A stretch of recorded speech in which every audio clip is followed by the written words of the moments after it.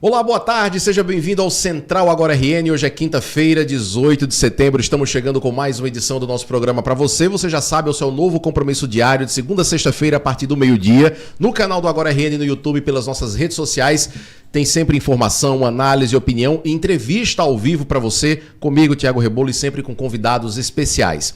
E no programa de hoje a gente começa o nosso programa aqui recebendo no nosso estúdio Raoni Fernandes, diretor-presidente da Improtur, a empresa de promoção turística do Rio Grande do Norte. Aqui eu agradeço a presença. Raoni, seja muito bem-vindo. Boa tarde.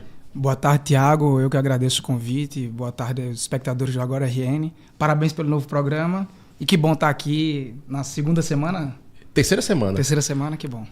Ainda estamos no primeiro mês de atividades aqui do Central Agora RN. Me considera estreando, então. Com certeza, com certeza. Raoni, queria iniciar a nossa conversa falando sobre o momento do turismo do Rio Grande do Norte. Nós tivemos um período muito crítico, que foi a pandemia, em que a atividade turística despencou no mundo inteiro. E o Rio Grande do Norte vem ainda se reerguendo desse momento e tem batido mês após mês recorde, né, de movimentação de passageiros no nosso aeroporto, de presença de turistas aqui no Rio Grande do Norte. E a Improtur, ela tem um papel decisivo no processo de alavancagem do nosso destino, porque promove o Rio Grande do Norte, né? Não só dentro do país, mas também fora dele. Queria que você primeiro começasse nos dizendo, Raoni, como é que está o momento do turismo do Rio Grande do Norte, né? Considerando esse momento crítico que nós tivemos com a pandemia e com esse processo de retomada. Nós já estamos hoje experimentando no Rio Grande do Norte uma movimentação turística que se aproxima do que nós tínhamos antes da pandemia? Bom, excelente começo de papo, porque o Brasil como um todo, ele recupera os números pré-pandêmicos ali em torno de 2023. O Rio Grande do Norte, no segundo semestre de 2024, ele recupera também esses números. Então, significa dizer que no segundo semestre de 2024, nós tínhamos números semelhantes aos de 2019, que era pré-pandemia. Mas eu não gosto nem de comparar o momento do Rio Grande do Norte com o pré-pandêmico. Eu acho que o Rio Grande do Norte ele viveu bons momentos antes do período pré-pandêmico, antes do período pandêmico, que são eles que a gente tem que enxergar. Claro, sem saudosismo, a questão não é essa, a questão é como horizonte, né? Porque mostra que o destino tem potencial para ter novamente números como aqueles, principalmente do ponto no que dizemos internacional. Mas aí nós tivemos gratas surpresas no segundo semestre de 2024, como o melhor setembro dos últimos, já registrado, que a gente registra desde 2015, então desde 2014, então a gente fala dos últimos 10 anos, mas na verdade foi o melhor setembro já registrado. Nós fizemos um excelente segundo semestre em 2024 e temos aí um primeiro semestre de 2025 para comemorar.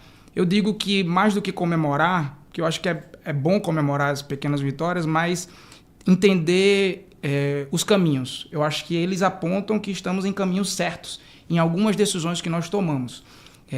Não são todas as decisões que nós tomamos que nós seguimos adiante. A gente segue adiante nas que dão certo. Então, esses resultados, esses números que a gente vai conversar um pouco aqui, eles apontam um caminho. Eu acho que é isso que a gente tem que nisso que a gente tem que se agarrar.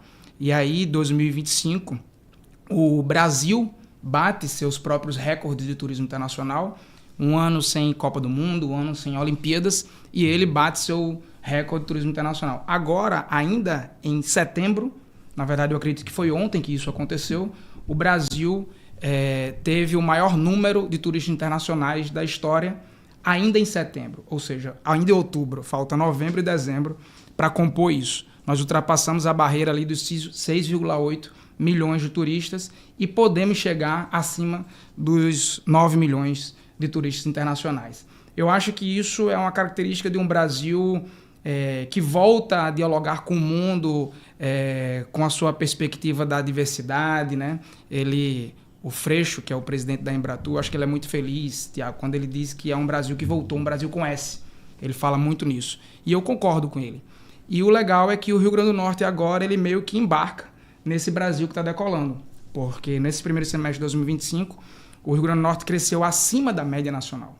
Perceba que é o ano em que o Brasil bate seus próprios recordes e o Rio Grande do Norte está acima da média nacional. Nós crescemos 54% o turismo internacional no primeiro semestre de 2025. São números surpreendentes. E, por exemplo, a Argentina, que é o nosso primeiro país no ranking de emissores, cresceu 128%. Mas o legal é que nós crescemos nos 9 primeiros países emissores.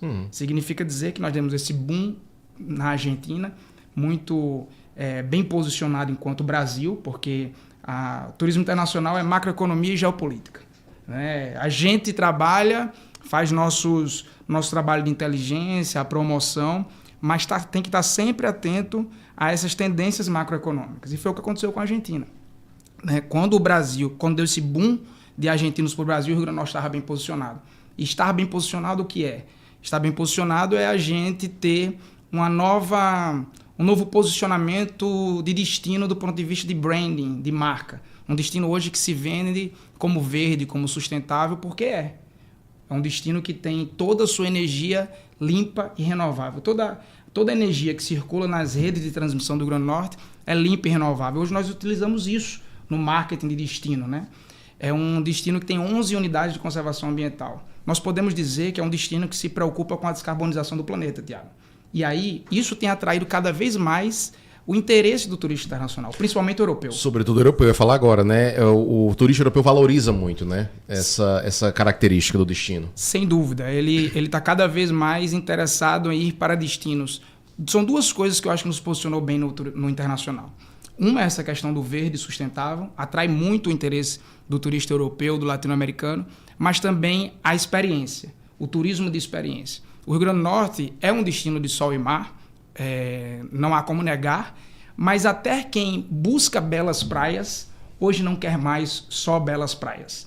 Ele quer um destino que realmente mexa com nostalgia, que deixe lembranças, que deixe memórias. E o Rio Grande do Norte ele tem uma característica, eu costumo dizer, que poucos destinos no mundo, em 2 horas e meia você tem tantas experiências. A gente tem stand-up paddle no Nascer do Sol, no Morro do Careca. A gente tem passeio de buggy com emoção e sem emoção, que eu fico brincando que não tem sem emoção. Não tem como fazer aquilo sem emoção. Não é um passeio pela praia, nas dunas móveis, não tem como ser sem emoção. Nós temos mergulho em Maracajaú, nós temos kitesurf em cima de corais em Rio do Fogo. Aquela fotografia é única, ela circula o mundo inteiro porque ela é única. Uma regata de kite e o wing foil acima. O wing não pode ir lá, porque senão a quilha bate nos corais. Aí o IDEMA briga comigo. Mas o kite em cima dos corais em Rio do Fogo, aquilo ali é único. Aí você tem aquela experiência gastronômica em Galinhas, onde os condutores dos barcos são chefes de cozinha, você come uma ostra tirada na hora. Isso é riquíssimo para o turista europeu, internacional. Enfim, eu disse aqui 6 ou 7 experiências que você faz em 2 horas e meia de raio de distância, ou seja, em 7, 8 noites no Rio Grande do Norte, sem precisar pegar um novo voo, sem precisar pegar um ônibus, apenas um deslocamento intermunicipal ali rapidinho, você tem essa série de experiências. Isso conta muito. E tem a situação do câmbio também, que está favorável para a vinda do turista estrangeiro para cá, né? Com o dólar 5,30, o euro também com a cotação em que está, favorece que o turista estrangeiro venha cá, porque o dinheiro dele rende mais, né, aqui dentro. Exato, é o que eu falei da macroeconomia, principalmente o argentino, mas isso agora com o dólar, ele impacta outras coisas. Mas já que você tocou nisso, que é o macroeconômico e geopolítico, o momento dos Estados Unidos nos favorece. Os Estados Unidos perdeu esse ano, se eu não me engano, para não ser leviano, você pode... o pessoal que é ao vivo, então não tem como... Mas busca aí no Google para não ser leviano, mas eu acho que os Estados Unidos perdeu esse ano 1 milhão de turistas internacionais no primeiro semestre. Esses turistas foram para outros lugares. E o Brasil está bem posicionado para receber turistas que iriam para os Estados Unidos. Então, tudo isso, essa movimentação macroeconômica e geopolítica, favorece um destino que está bem posicionado. Não favorece todo mundo, favorece quem está bem posicionado. E o Rio Grande do Norte está bem posicionado. Agora, por exemplo, esse desejo dos argentinos pelo Brasil e outros lugares do mundo fez o Nordeste ser a região do Brasil que mais aumentou a sua oferta de voos estrangeiros. Fazia muito tempo que isso não acontecia. Sempre o Sudeste capturou, sempre o Sudeste foi esse hub internacional do Brasil e hoje o Nordeste captando. Então, às vezes a gente tem essa disputa entre os estados do Nordeste, mas eu comemoro cada voo que o Ceará traz, que o Pernambuco traz, que o Salvador traz, que são hubs Nordeste. Mas eu também comemoro duplamente quando o Rio Grande do Norte traz novos voos. E aí nós, através de uma intervenção do Estado, porque o que nós fizemos foi, o Rio Grande do Norte montou um plano de promoção, de investimento em promoção no mercado argentino, na casa dos 7 milhões para os próximos 12 meses. E colocou na mesa das companhias aéreas internacionais. A JetSmart se interessou por isso, quis ser parceira desse novo momento do Rio Grande do Norte. E aí hoje nós vamos ter, a partir do 30 de dezembro, um voo diário de Buenos Aires a Natal. 26 anos atrás, nós tivemos uma companhia aérea internacional voando para o Rio Grande do Norte de forma regular, que é a TAP, que está até hoje. E agora, 26 anos depois, nós novamente temos uma companhia aérea internacional que é a JetSmart. Esse novo voo vai ser com operação regular, permanente, Raoni, ou ele começa com operação na alta temporada? Ele é regular, permanente, por pelo menos 12 meses. É o acordo que nós temos para os investimentos que nós vamos fazer na praça argentina. Ele começa com um voo diário, são 7 frequências semanais, de janeiro a março. Ela pode diminuir durante o restante do ano. O que é natural, porque a alta temporada realmente é nesse período. Temporada, mas ela começa com 7 voos diários e vai para mínimo de 3 voos semanais. Nós estamos falando, Tiago, de um acréscimo de mais de 300% na oferta direta na próxima alta temporada no cenário internacional, no cenário argentino principalmente. Nós tínhamos um voo da Gol, regular, Natal, Buenos Aires. Nesse último ano, nós conseguimos um segundo voo, que além de Ezeiza, nós temos Aeroparque voando para o Natal pela Gol, e na alta temporada ele subiu para 3. Essa alta temporada foi a alta temporada com mais voos argentinos, com 3 voos. Agora, a próxima alta temporada, nós vamos ter 10.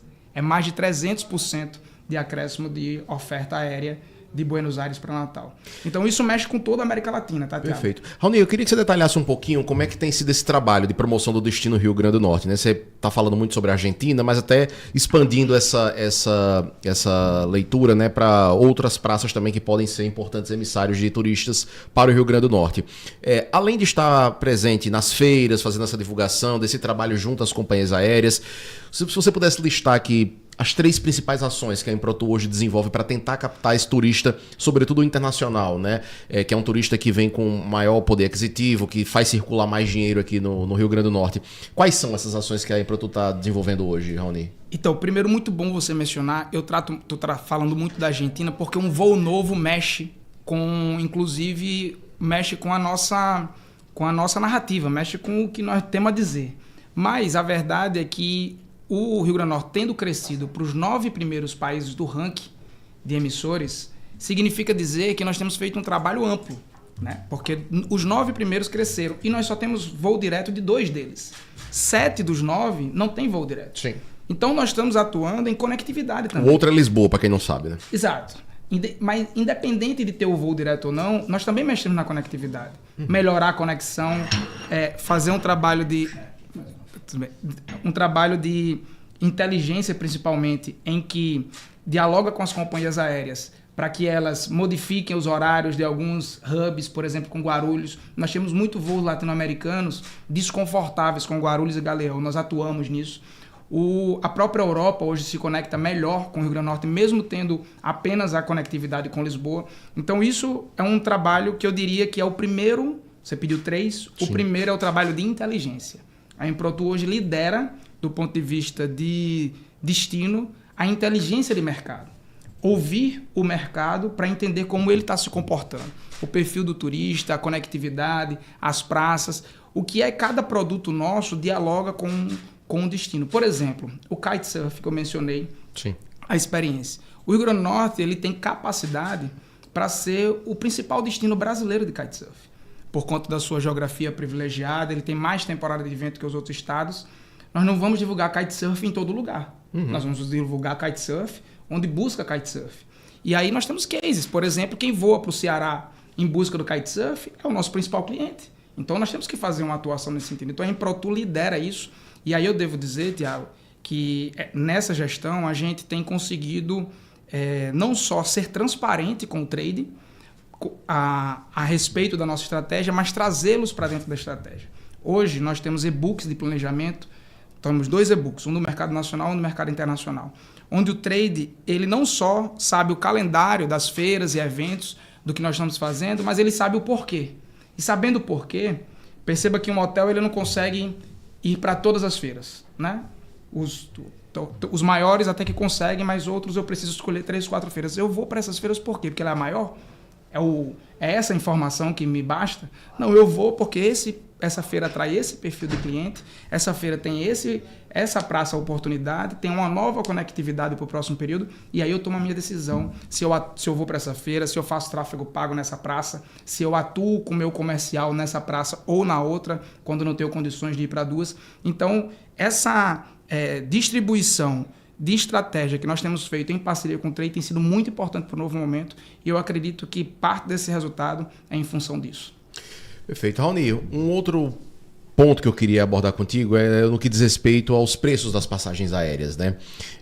Muitas vezes alguns operadores, né, de agências de viagem colocam que o preço das passagens aéreas é um entrave para o crescimento ainda maior do turismo do Rio Grande do Norte. E a gente percebe que, primeiro, existe a demanda pelos voos, porque a gente vê voos frequentemente lotados, né, saindo ou chegando a Natal. E mesmo assim, os preços das passagens praticados aqui em Natal são muito diferentes de outros destinos, inclusive próximos aqui do Nordeste. João Pessoa, Recife, Fortaleza. A gente sabe que, claro, em alguns outros destinos, como Fortaleza, por exemplo, é uma situação diferenciada, porque lá tem hub de outras operadoras, mas um destino, por exemplo, parecido com o nosso, que é João Pessoa, muitas vezes, em alguns trechos, passagens aéreas são vendidas num preço bastante inferior. O que acontece, Raoni, para os preços das passagens aéreas serem tão caros para Natal em alguns momentos, em alguns trechos, em algumas companhias aéreas? E qual o trabalho que vocês estão desenvolvendo para tentar reduzir para tentar mudar essa realidade? Eu vejo que praticamente a sociedade, ela responsabiliza o Estado sobre isso. Eu vejo nos comentários, nas redes sociais, nas postagens. É interessante. Nós não podemos nos eximir da responsabilidade de atuar nisso. Mas a participação do Estado no preço de um bilhete aéreo, ela é muito menor do que se pensa. Mas nós atuamos. Eu vou explicar como. A primeira coisa é, quando é que um produto é mais caro que o outro? Quando ele tem mais demanda, né? Então, quando o preço está alto, por Natal, geralmente é na alta temporada, geralmente é quando nós estamos bem no turismo. O que nós temos dialogado com as companhias aéreas é que nós precisamos de mais oferta, certo?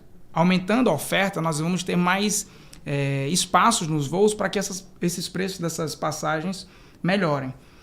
Existe uma crise desde a pandemia de ausência de suprimentos na cadeia da aviação. Então, nós temos, primeiro, 2 problemas graves, que é a quantidade de aeronaves em manutenção, a gente chama de aeronaves em solo. Por exemplo, a Azul entrou em Chapter 11 praticamente por conta disso. Tem seus diversos problemas e eu talvez seja o menor, o menos capacitado aqui para falar sobre isso. Mas um grande problema é a quantidade de aeronaves em solo, ou seja, uma escassez de aeronave voando e a escassez de novas aeronaves sendo produzidas no mercado nacional. Então, não há mais aeronaves. Eles têm que tirar uma aeronave de um destino e trazer para o outro. O que é que nós temos a nosso favor para trabalhar isso? Primeiro, a força de destino, mostrar que é mais lucrativo voar para o Rio Grande do Norte do que para outro estado. Então, a gente faz um trabalho de business case para cada companhia aérea em específico.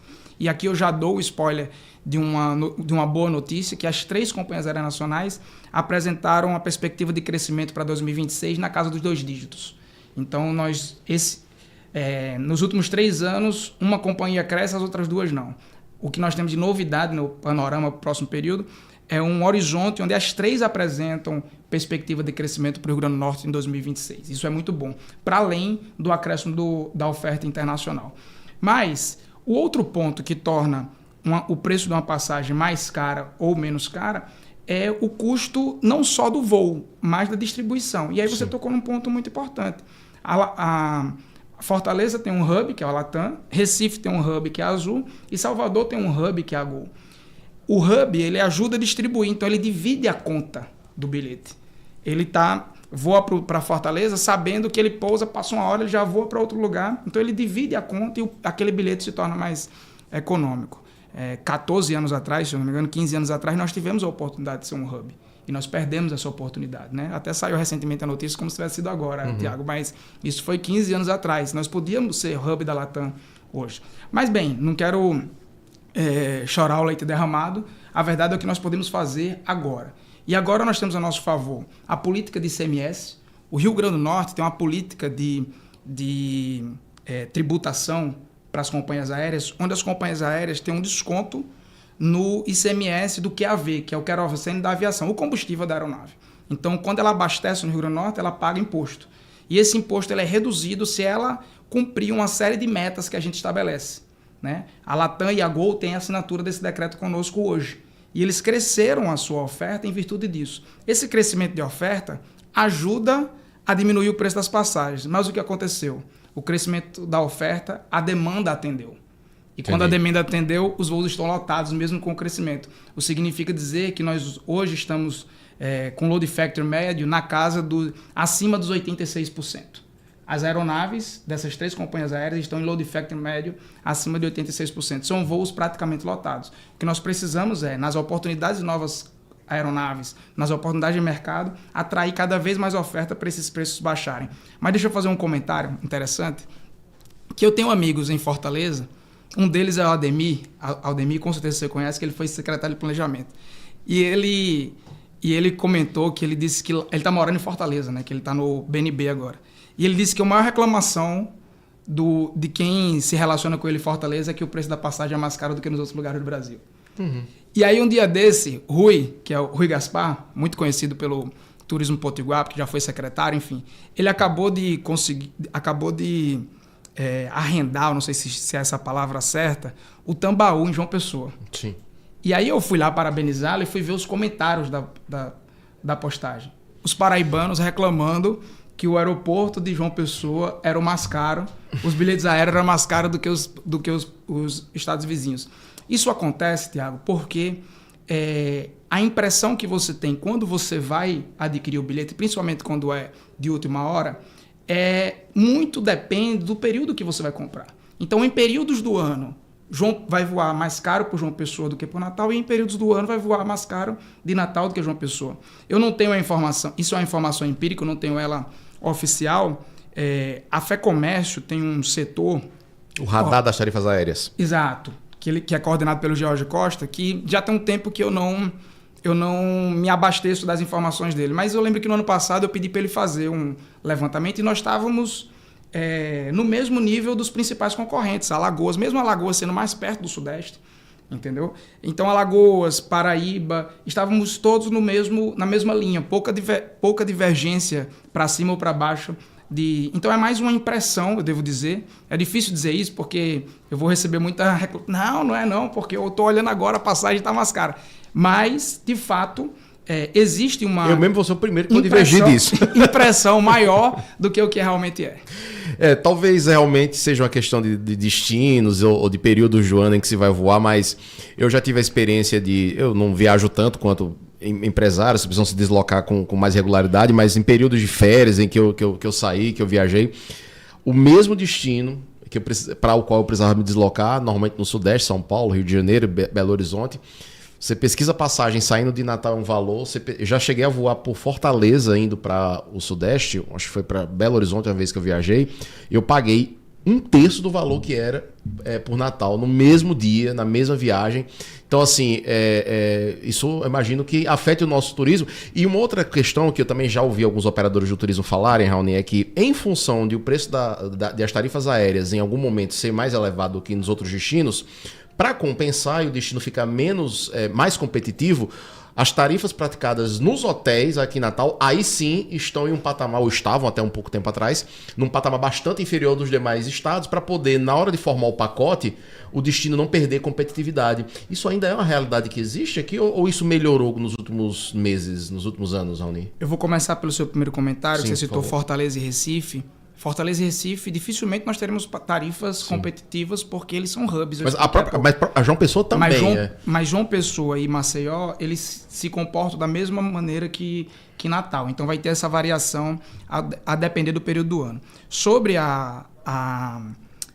o ticket das hospedagens, foi importante você tocar nesse assunto porque eu esqueci de mencionar que, para além do crescimento de fluxo do turismo do Rio Grande do Norte, nós crescemos o faturamento. Sim. Isso é muito importante. Nós crescemos o faturamento no primeiro semestre de 2025 em 8%. Nós somos o terceiro estado do Nordeste com o maior crescimento de faturamento, segundo a FEComércio São Paulo. né, e o sexto do Brasil. Ou seja, significa dizer que nós estamos recebendo um turista que ele deixa mais recursos no destino, e aí há uma coincidência, nesse caso uma coincidência não na raiz da palavra, porque coincide, em que o turismo internacional, a característica do turismo internacional é deixar mais recursos no destino, passar mais noites no destino, diversificar mais a sua experiência. Então, a hotelaria, esse ano, ela tem feito menos sacrifícios, vamos dizer assim. Quem é melhor para responder sobre isso é a BH, claro. Sim. Mas ela tem feito menos sacrifícios do ponto de vista de tarifa para poder atender os pacotes. Mas, devo dizer que a Natal, principalmente, tem uma rede hoteleira robusta, uma das maiores do Nordeste, tem nos ajudado muito, Tiago, muito no diálogo com as companhias aéreas. Passá-los a entender que nós temos uma oferta aqui tanto de qualidade, porque nós temos hotéis de bastante qualidade, quanto de quantidade. Isso ajuda principalmente a eles entenderem que na montagem dos pacotes eles perdem menos do que outros destinos. Perceba, uma companhia aérea internacional quer voar ou para Natal ou para Recife, por exemplo. Sim. Eles têm todo o mérito de ser um destino mais emissor, emite mais do que Natal. Porém, ele vai ter aqui, por ter uma rede mais farta, uma oferta maior, melhores condições de negociação. Isso ajuda a gente, enquanto destino, a disputar, por exemplo, um novo voo. E isso, no último período, com a JetSmart, por exemplo, foi importante. Raoni, tem um último ponto para abordar contigo, que é a operação no aeroporto de São Gonçalo da Amarante, no Aeroporto Internacional Aloysio Alves. Recentemente, a Zurich Airport assumiu a concessão do terminal e a gente, quando vai ao aeroporto, primeiro já percebe uma mudança, né, bastante significativa. O aeroporto parece ser muito mais bem cuidado do que era pela Inframérica. E aí eu queria perguntar, além do aspecto do cuidado com o terminal, como é que está a relação com a Improtur, né, com o governo, para tentar também captar, né, mais voos, captar mais turistas para o Rio Grande do Norte. Como é que está a relação entre a Improtur e os novos operadores do aeroporto? E como é que se avalia esse período inicial da nova operação? Então, eu costumo dizer que eu não estava quando era Inframérica. Sim. Quando eu cheguei junto com a Zurich, eu brinco. Mas eu tenho, inclusive, sou reportado de informações, inclusive de outros destinos, que têm inveja do nosso relacionamento. Porque, para além, como você falou, da nova administração operacional do aeroporto, que já é diferente, o clima é diferente, a temperatura do embarque e desembarque é diferente, a limpeza, né? É um aeroporto... Nós hoje temos uma... Para começar, a área do embarque estava escura, né? Estava sem luz, aí já botaram luz lá. Pois é, e é legal, deixa eu comentar aqui, isso mexe até com a sociedade, porque nós somos muito acolhedores. Sim. E não fazia sentido um destino acolhedor como o Rio Grande do Norte ter a sua porta de entrada, sua recepção, um aeroporto como era antigamente. Então, isso é muito bom do ponto de vista técnico, operacional, mas eu acho que a gente tem um ganho para além disso, que a Zurich, ela participa conosco das agendas de promoção. Nas feiras, eles participam conosco das reuniões com operadoras, com companhias aéreas. Os outros destinos, por exemplo, não têm isso. Então isso é muito bom, porque eles têm experiência de diálogo com companhias aéreas. Eu participei a convite deles de uma feira que é exclusiva de aeroportos e companhias aéreas, que é o Roots América. Essa edição foi em Bahamas. E eu fui com eles e eu a gente fazia reunião de 20 minutos. Era reunião em cima de reunião e eles não vendem o destino, você vai pousar no aeroporto bom. Não, você vai pousar no aeroporto e o destino tal. Não é, Raoni? E aí eu entro para falar de destino. Então é uma parceria que tem sido, eu diria, umbilical do governo do Rio Grande do Norte com a Zurich Airport. Perfeito. Raoni Fernandes, presidente da Improtur, a empresa de promoção turística do Rio Grande do Norte. Queria agradecer sua participação hoje aqui no Central Agora RN, trazendo essas informações, e a gente torce demais para que o trabalho tenha muito êxito, para que o destino do Rio Grande do Norte cresça cada vez mais. Obrigado, viu? Obrigado, Tiago. Obrigado você, e estou sempre à disposição, não só para vir aqui, mas quando quiser números, quiser conferir dados, a inteligência da Improtur, e eu pessoalmente estou à disposição de vocês. Maravilha. Obrigado, Raoni. Vamos para o intervalo, daqui a pouco a gente volta com mais entrevista aqui no Central Agora RN. Show de bola. Eu falo demais, né? Amigo. Não, foi ótimo. Você disse que era meia hora, eu pensei que ainda faltavam uns 20 minutos.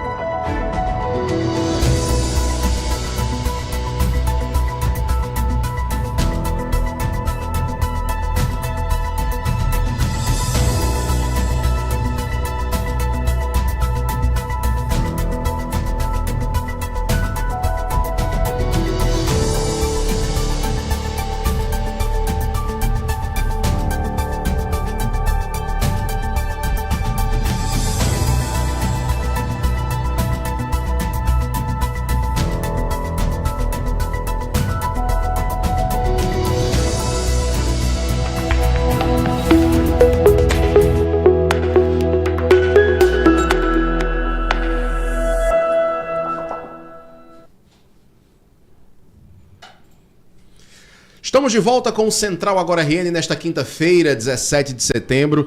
E hoje, neste bloco, a gente tem a alegria de receber aqui no nosso programa o advogado tributarista Luiz Bezerra. Vamos falar com o Dr. Luiz Bezerra sobre um assunto que vem palpitando nas redes sociais nos últimos dias, nas últimas semanas, que é a possibilidade de termos aí mudanças na cobrança de impostos em relação aos aluguéis. Tem muita gente achando que vai ter imposto novo e que com isso os aluguéis vão subir de preço. Será que é assim mesmo? Vamos entender agora nessa entrevista ao vivo aqui com o Dr. Luiz Bezerra, que eu agradeço a presença. Seja bem-vindo, Dr. Luiz. Boa tarde. Boa tarde, Tiago. Satisfação estar aqui, contribuindo aqui para esclarecer as dúvidas aqui da sociedade. Tá de parabéns aqui, cumprimentá-lo que primeira vez que eu venho aqui e está de parabéns aqui com sua estrutura. Maravilha, obrigado, doutor Luiz. Queria começar nossa conversa, doutor Luiz. Vamos dividir aqui essa conversa em vários momentos, porque o assunto ele é extenso, ele é muitas vezes de difícil compreensão. Mas a gente teve a aprovação recente no Congresso Nacional da reforma tributária, né, uma proposta, uma emenda constitucional já aprovada, e a partir da emenda constitucional nós temos a discussão no Congresso Nacional de algumas leis que vão detalhar melhor pontos da reforma tributária e atos que o governo vai publicando, decretos, instruções normativas, portarias, que vão descrevendo um pouquinho melhor como é que vai ser agora a cobrança de impostos com a mudança estabelecida na reforma tributária. E aí tem muita dúvida e a gente vai focar a nossa conversa aqui sobre no que diz respeito aos imóveis, né? O primeiro ponto que eu gostaria de que o senhor falasse um pouquinho é a respeito de um cadastro que o governo anunciou que vai criar a partir de agora, que é o Cadastro Imobiliário Brasileiro, o CIB, né, que muita gente está chamando de CPF dos imóveis. O que é isso, doutor Luiz? Que cadastro é esse que o governo está criando e o que o ouvinte que está nos acompanhando, que tem mais de um imóvel, que aluga algum imóvel, vai precisar fazer a partir de agora?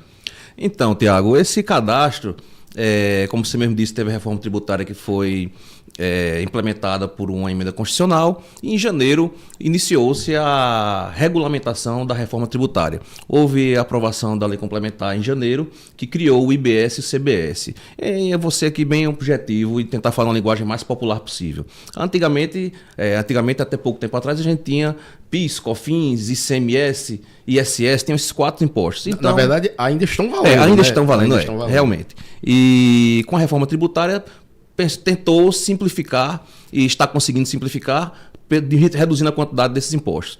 Então, em janeiro foi instituído o IBS e o CBS, que são agora os impostos que vão substituir o PIS, COFINS, ICMS e ISS, e tem um capítulo que ele trata especificamente sobre os imóveis e fala sobre a contribuição de IBS e CBS na alocação de imóveis, que na verdade antes só empresas eram contribuintes de PIS, COFINS e ISS ou ICMS, dependendo do caso, e especificamente os imóveis não tinha cobrança de ISS e ICMS, somente PIS, COFINS e os impostos federais como imposto de renda e outras questões que vinham mais. Mas, antes de entrar na tributação em si, doutor Luiz, eu queria que você falasse um pouquinho sobre esse cadastro, né? Esse cadastro hoje não existe, né? Ele vai passar a existir. O que ele é? Ele foi instituído nessa lei complementar em janeiro e foi regulamentado agora em agosto. Acho que é por isso que o pessoal agora está falando. Então esse cadastro, ele tenta unificar as informações sobre os imóveis. Então hoje não tem um banco de dados específico sobre os imóveis.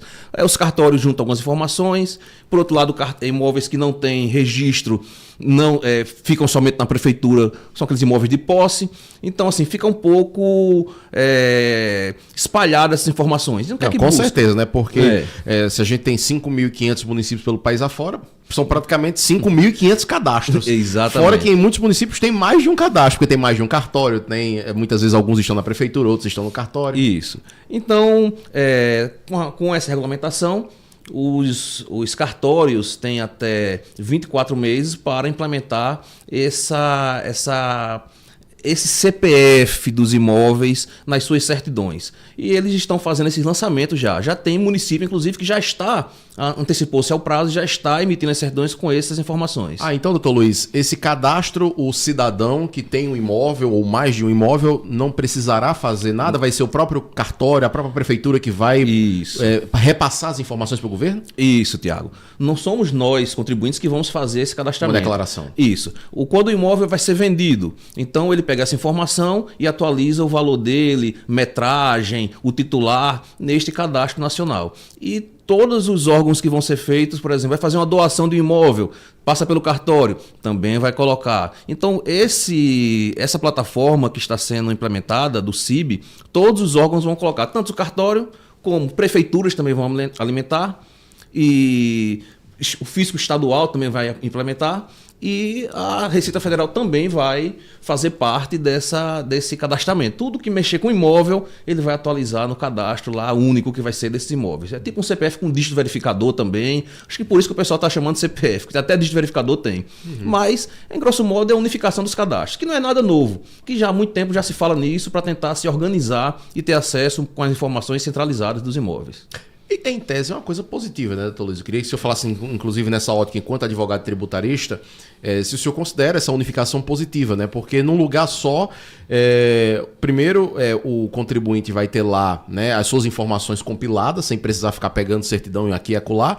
E segundo, o próprio Estado, quando eu digo Estado, município, o governo federal, o governo dos estados, também na hora de exercerem o seu poder de fazer a tributação, vão ter também um único lugar, um único banco de dados onde eles vão poder lá fazer toda essa verificação. Para a declaração também da própria questão da renda também vai auxiliar, né? O senhor vê isso como positivo? A informação é positiva por centralizar. Com certeza é muito positiva. O que vai variar aí é se as informações vão ser duplicadas ou não. Vai ter realmente um período que vai ser de adaptação muito grande para se realmente esse cadastro ter uma certa enxugamento das informações. Para não ser mais um cadastro. Para não ser mais um cadastro, não trazer mais problemas, mais confusão, em vez de ajudar, complicar. Mas vai ser um tempo, com a tecnologia que está se utilizando, eu tenho certeza que isso aí vai ser uma fase rápida de passar e que todo mundo vai ter acesso a esse cadastro. Até para a gente saber quem é o dono, quem não é, o valor se está sendo alto ou se não está. Mas como vai depender muito da casuística de cada imóvel. Não é porque esse imóvel... um exemplo, foi vendido a 500 mil, que todos os imóveis que vão ser naquela redondeza vai ser... Não, acho que aí vai ser uma casuística de cada um, que ainda vai ser regulamentado também essa parte dos imóveis em si pela Receita Federal. Daqui a pouquinho eu quero voltar a esse assunto do CPF dos imóveis, doutor Luiz, esse cadastro imobiliário brasileiro, mas agora eu queria lhe fazer uma outra pergunta no sentido de que, com a reforma tributária, tem algum imposto novo sobre aluguéis? Hoje, o que se tem de tributação sobre aluguéis? O que se tem de sonegação? O que se tem de pagamento de imposto sobre aluguéis? E o que é que vai mudar com a reforma tributária? E aí eu gostaria, se possível, que o senhor, inclusive dividisse sua resposta entre empresas que têm imóveis e que praticam aluguel, as imobiliárias, né? E pessoas físicas que têm mais de um imóvel que têm renda de aluguel a partir desses outros imóveis. Como é hoje e o que vai mudar, doutor Luiz? Então, Tiago, eu acho que o grande medo dos contribuintes está sendo esse aí. Um imposto novo que vai ser pago. De certa forma, sim. Até porque os impostos foram criados agora, né? O IBS e CBS, então assim... Mas substituindo os impostos que já existem. Isso. Então assim, hoje a pessoa física não paga ICMS, nem paga ISS sobre o aluguel, né? Os tribunais superiores já se manifestaram que não caberia essa tributação. Mas com a reforma tributária, na regulamentação dela em janeiro, ela literalmente colocou como uma pessoa física para ser contribuinte. Mas tenha calma, não é todo contribuinte, não é toda pessoa que aluga, que ofere uma renda com isso, que vai ter que pagar IBS e CBS. Ele tem um filtro que apenas os contribuintes, pessoas físicas, fazer um parênteses, pessoa jurídica já paga isso aí, né? Isso, estamos falando de pessoa física por enquanto. Então a pessoa física que está preocupada com isso, ele tem um filtro, ou seja, você tem que ter mais de 3 imóveis para poder ser contribuinte de IBS e CBS, e também você tem que oferir mais de 240 mil no ano calendário anterior. Então a pessoa tem que ter... De aluguel. De aluguel. Então a pessoa tem que ter uma renda acima de 240 mil e ter mais 3 aluguéis. Então eu tenho 4 casas ou 5 casinhas que vovó deixou para mim, mas eu não oferi 240 mil. Então eu recebo ali 100 mil no ano. Então você não vai precisar contribuir. É bastante coisa. Então, para que a pessoa física que tem casa de aluguel possa ter aí a incidência desse novo imposto, ela tem que receber 20 mil por mês de aluguel acima de 3 imóveis para poder começar a pagar o imposto. Isso, para pagar o IBS e CBS, pessoa física. Abaixo disso, nada muda, não, abaixo disso não. Tem algumas regras que se você oferir mais do que 70 mil dentro do mesmo ano, com um imóvel só, mas a regra geral vai ser essa. Quem tem um imóvel só que vai oferir 70, 80 mil num ano, também já vai fugir daquele pequeno comerciante, digamos assim, que recebe esse valor, né? Doutor Luiz, agora vamos falar das empresas que alugam imóveis, as chamadas imobiliárias, né? É o grande nome pelo qual elas são chamadas. Qual é a tributação que incide sobre elas hoje e o que vai mudar a partir da reforma tributária? Eles incidem do que vai modificar, que é o PIS/COFINS, e esses valores ele foi transformado em IBS/CBS. O que é que vai aumentar? Vai aumentar a parte estadual, que não teria realmente. Hoje elas só pagam impostos federais, como unificou, né, os impostos, elas vão pagar o IBS, que inclui a parte estadual. Isso, e também vai continuar pagando o imposto de renda, que esse imposto de renda ninguém mexeu nele. Então o imposto de renda continua, para pessoas físicas também continua o imposto de renda, que todo mundo deve declarar esse aluguel. E um detalhe que eu não falei sobre essa questão das pessoas físicas, e pessoa jurídica também, mas que tem um redutor de IBS/CBS. Então, para os aluguéis, ele tem um redutor de 70% ainda. Então, se o IBS/CBS, que ainda vai ser instituído a alíquota dele, se ele chegar, por exemplo, a 28%, que é o que se fala hoje, ele vai ter uma redução de 70% e vai cair para 8%. Então, basicamente, é o que se paga hoje. Inclusive, na reforma tributária foi dito que não ia ter aumento de imposto, não ia ter aumento de arrecadação. E o próximo ano vai ser exatamente um ano de teste, que vai se ver quanto é que vai se arrecadar, vai se fazer uma alíquota de 1%, para ver quanto é que o governo vai estar arrecadando, para ele, da partir daí, em 26, ser instituído realmente as alíquotas de IBS e CBS para 2027, na transição. Então é uma questão bem paulatina, não é fazer nada só dado.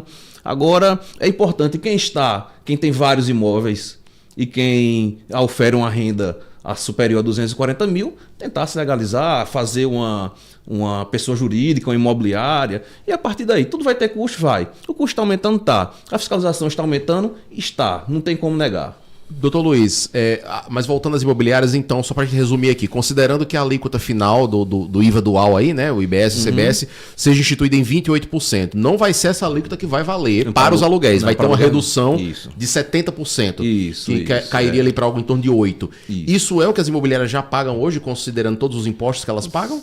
Elas pagam aproximadamente um pouco mais do que isso, que tem o PIS/COFINS, que já são 9,3, então já passa dos 8, tem os outros impostos de isso sem excluindo imposto de renda, né? Falando só do imposto sobre serviços e... Isso, exatamente. Então vai ficar um pouco mais, mas o acordo do governo com a sociedade é não ter aumento de carga tributária. E é exatamente que esse IVA pode baixar, ser um pouco menor do que 28%, ser 26,5%, 27%. Isso é o do próximo ano que vai ser estudado. Mas o aperreio das pessoas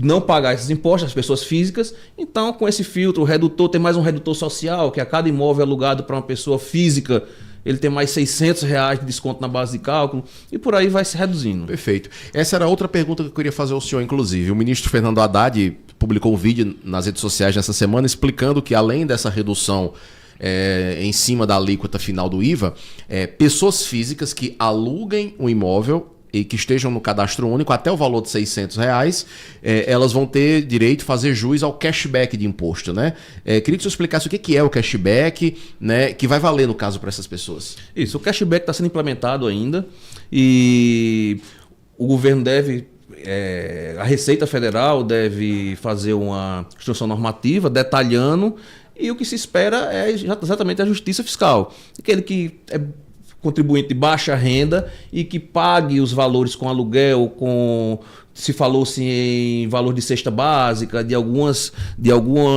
produtos, receber esse cashback. Estamos aguardando essa regulamentação para ver como é que vai ser implementado nessa transição da reforma tributária.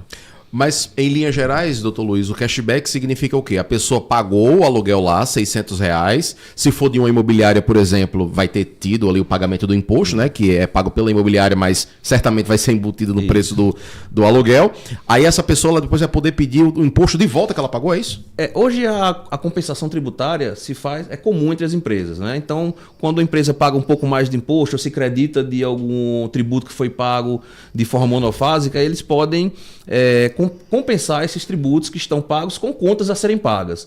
com folha de pagamento, com imposto de renda, e a pessoa física teria pouco espaço de manobra, mas seria mais IPTU, se pagasse fosse uma empresa, uma MEI, faria transferência de créditos. Então estamos esperando exatamente essa regulamentação para saber como é que vai chegar a isso. Se vai ser um crédito em si realmente no seu benefício, ou se vai ser um crédito compensar, isso ainda vai aguardar ainda a regulamentação para poder realmente cair em campo.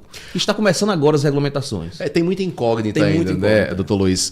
Voltando à história do CPF dos imóveis, né, o cadastro imobiliário brasileiro, muita gente está pensando o seguinte: bom, não tem imposto novo, né? Mas o governo está querendo esse cadastro aí para ter todas as informações, para começar a aumentar a vigilância sobre os imóveis, né? Aí vem a pergunta: esse cadastro, doutor Luiz, ele pode acabar ensejando, né, no momento seguinte, um aumento de IPTU, por exemplo, ou uma elevação na cobrança do imposto de renda? O senhor acredita que isso pode ser possível de acontecer, já que o governo vai ter ali na mão informações que hoje estão pulverizadas? E aí lembrando que IPTU e imposto de renda não foram objetos da reforma tributária que nós tivemos a aprovação agora. Até porque o IPTU inclusive é um imposto municipal aí, né? Mas eu acredito que pode haver aí mudança na cobrança do IPTU e de imposto de renda com base nesse novo cadastro? Isso é muito interessante o que você está dizendo, porque é onde reside o medo das pessoas, né? Então passar a pagar mais IPTU. O aumento de IPTU não vai depender disso, né? Depende de. Tem municípios, inclusive, que nem IPTU gostam de instituir. O Ministério Público precisou intervir para alguns municípios e instituir IPTU. Em alguns municípios, a taxa de inadimplência beira aí 70%. Né? E as prefeituras não cobram. Né? É impopular, né? Porque é muito impopular. Então, municípios menores tem essa questão da impopularidade do IPTU. Nos municípios maiores, como o Natal, por exemplo, isso vai depender da gestão do prefeito, se ele vai querer aumentar o IPTU, a base de cálculo do IPTU, que hoje é o valor venal. Né? Com esse cadastro, tenta-se dizer agora que a prefeitura tem pano para as mangas, digamos assim, de forma mais popular, que agora vai poder aumentar. Porém, essas informações que as prefeituras recebem, já tem um provimento que os cartórios são obrigados a informar as prefeituras. Então, tem muitas prefeituras que já atualizam. Algumas prefeituras de municípios que têm aquela área mais de praia, que gostam de fazer, estão se valorizando, então eles estão aumentando o IPTU já. Agora tem alguns regramentos que você não pode aumentar o IPTU sem uma lei específica, sem aumento acima da inflação do IPTU, do valor venal. Então, assim, ainda tem muita coisa. Bom, não é a decisão, então, de cada município que vai depender do cadastro. Mas o que se coloca, doutor Luiz, me permita, o que está se especulando na rede social é o seguinte: hoje, muitos imóveis estão em situação de desatualização em relação ao cartório e em relação à prefeitura. A pessoa, por exemplo, comprou uma casa 20 anos atrás e hoje a casa está totalmente diferente, ele reformou, ele cresceu a casa e não atualizou isso junto ao cadastro da prefeitura ou do cartório. Na hora que vier o cadastro imobiliário, essas informações precisarem ser atualizadas, aí a situação vai ficar atualizada perante ao cadastro. E aí, nesse caso, poderia ter ali a atualização do IPTU, não havendo mudança no valor do imposto, mas sim pelo fato de a casa estar maior, né? Isso é possível de acontecer, né? Sim, é possível, mas hoje já se informa. Não é por causa desse cadastro que o que deve se informar ou aumentar o IPTU. Esse cadastro já é informado, como eu disse, né? Os cartórios já informam. E esse, vamos chamar assim, contribuinte que paga o seu IPTU baixinho, porque não tem nem a verbação de construção, às vezes ainda tem lá como terreno no cartório, ele não vai mexer no cartório. Esse que tem a má índole de manter o valor mais baixo, de sonegar e de falsear o valor, ele não vai mexer. Então, esses valores do cadastro imobiliário só vai ser realmente atualizado quando houver uma movimentação no cartório. Não é que todos eles vão ser automatizados e reavaliados. Não, isso aí quando você vai fazendo uma venda do imóvel, ele atualiza pelo valor que foi vendido e atualiza no cadastro. Então, assim, não se pode negar que a fiscalização está realmente se fechando, o cerco em cima dos sonegadores. Então, quem tem muitos imóveis, quem tem um faturamento muito alto de imóveis, realmente o ideal é você fazer a adaptação e abrir uma empresa, se for o caso. Agora, aquele que tem poucos imóveis e tem uma renda menor, realmente esse aí não deve ser tão impactado. Doutor Luiz, eu sei que a sua área é a tributária, o senhor é advogado tributarista, mas eu preciso lhe fazer uma pergunta como operador do direito que o senhor é. A gente tem visto já que em alguns lugares já tem proprietário de imóvel subindo o valor do aluguel. dizendo, olha, preciso subir o valor do aluguel porque vem um novo imposto aí e eu vou precisar pagar e aí eu vou precisar reajustar o valor do aluguel. Está usando isso como justificativa para reajustar os valores dos contratos. Mesmo nos casos em que não vai ter, inclusive, sequer cobrança de imposto, muito menos aumento, né? Como é o caso de uma pessoa que, por exemplo, tem só um imóvel e aluga ele por R$1.000, R$1.500, que é o valor médio dos aluguéis na região periférica aqui em Natal. Quem está passando por essa situação, doutor Luiz, esse tipo de prática pode ser enquadrado como uma prática abusiva, né, por parte dos proprietários? E o que o consumidor deve fazer nesse momento? Com certeza. Primeiramente tem que se obedecer ao contrato, né? Se o contrato está vigente e tem lá que o aumento deve ser o IPCA, por exemplo, anual, ele deve se manter. Quem simplesmente quiser exigir que seja aumentado o contrato, ou às vezes tem pessoas que nem têm contrato, mas já tem um contrato de boca, digamos assim, o mesmo aumento dessa forma é considerado abusivo. Então a pessoa tem que exigir que o contrato seja cumprido. A gente sabe que é difícil quando a pessoa está numa posição mais fraca, digamos assim, por suficiente, de bater de frente com um locador, ou de bater de frente com o proprietário da empresa, dos imóveis. Mas tem que se tentar se negociar, conversar. A gente sabe que pode ser que tenha um aumento, mas não dessas empresas que tem poucos imóveis, digamos assim. A empresa familiar, digamos assim. Mas quem é realmente profissional, pode ser que tenha um pequeno impacto, ou um pouco maior, quem sabe, mas isso tudo se adapta, né? Como eu disse, a promessa é de não haver aumento de imposto. Doutor Luiz, essas mudanças que o senhor mencionou aqui para a gente, o cadastro, a mudança na cobrança do imposto para as imobiliárias, essa questão da isenção, essas são as mudanças mais relevantes no que diz respeito a aluguéis e a imóveis que a reforma tributária traz? Ou tem algum outro ponto que o senhor considera relevante que a reforma tributária vai introduzir nesse relacionamento entre proprietários, inquilinos ou, eventualmente, no caso de transmissão de imóveis? Não, a parte realmente que está mais chamando a atenção é a parte de cobrança do IBS e CBS para as pessoas físicas. Então isso aí realmente está chamando a atenção. Muitas pessoas estão me abordando, fazendo consultas sobre esse tema. Mas é como eu disse, sentar, conversar, se planejar principalmente para se pagar menos imposto. Ninguém quer pagar imposto demais. Então certo é a gente fazer o planejamento. Nem ninguém quer pagar imposto de menos e sonegar. Então certo é a gente pagar corretamente. Todo mundo faz sua parte. Eu recolho meu imposto quando eu recolho meus honorários. Quem é funcionário CLT recolhe seu imposto também na fonte. Por que é que quem recebe renda de aluguel não pagaria seu imposto? Né? Sobretudo acima de 240 mil por ano, né? Então, não é uma pessoa em situação de hipossuficiência, né? Que tem uma renda de aluguel dessa natureza, né, doutor Luiz? Assim, por questão de justiça social, que é o que se pugna com a reforma tributária, é que realmente seja ampliada essa tributação para grandes empresas e para os grandes sonegadores de imóveis. Né? Tem gente que tem muitos imóveis, 10, 15, 20, e tenta naquele acordo. Nem eu declaro, nem você declara. Fica aquele acordo de cavalheiros, né, digamos assim, e as pessoas acabam sonegando, que é uma prática realmente que deve ser condenada. Doutor Luiz, quem está nos ouvindo e que eventualmente tenha um imóvel, tenha um imobiliário, ou trabalhe, ou tenha um imóvel que está totalmente perdido agora, né? Não sei o que vai acontecer, se eu estou em situação regular, se eu vou ser fiscalizado pela Receita. Qual a orientação que o senhor dá para essas pessoas nesse momento? Quem elas devem procurar para poder receber essas orientações? Deve procurar um escritório de contabilidade, um advogado tributarista? Como é que é a orientação nesse momento? A primeira orientação é que se realmente você não tiver nesses requisitos de ter mais de 3 imóveis e oferindo esses 240 mil, não deve se preocupar. Inicialmente não deve procurar, deve manter seu aluguel normal, sem nenhum pânico. Né? O importante é que não tem pânico no momento disso aí.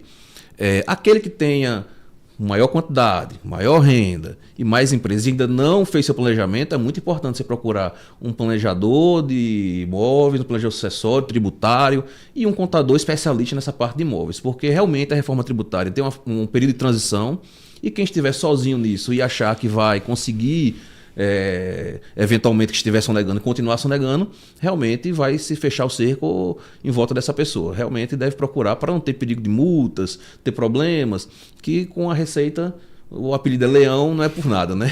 A gente tem que ter cuidado com ele. Dr. Luiz Bezerra, advogado tributarista com atuação aqui em Natal, muito obrigado pela sua entrevista hoje aqui, por ter trazido esses esclarecimentos tão importantes para a gente, para tirar as nossas dúvidas sobre o que vai mudar com a reforma tributária, especialmente no que diz respeito a aluguéis. Muito obrigado. A satisfação toda minha aqui, estou à disposição, quantas vezes precisar, para ajudar aqui e tirar dúvidas do pessoal. Obrigado, doutor Luiz. A você que nos acompanhou, muito obrigado pela sua audiência, pela sua companhia. A Central Agora RN vai ficando por aqui. Obrigado a todos, um abraço e até amanhã.